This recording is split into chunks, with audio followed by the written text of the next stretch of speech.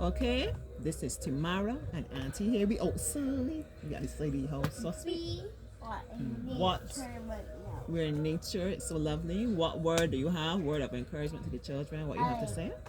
Thought whoever watched people stay this far will know the story. The moral of the story is not to lie. So Mm-hmm. don't lie to your parents. Mm-hmm. Good advice. Tell the truth. Mm-hmm. Always eat your ham Mm-hmm. Important. and then go and eat some olives.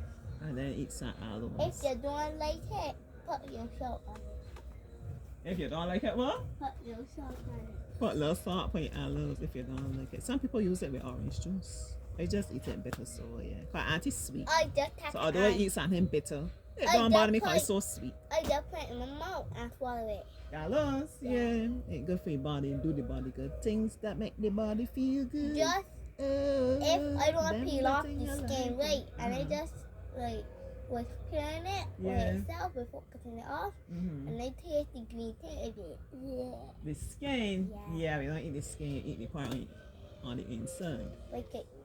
Everything else is Good stuff, good for the body.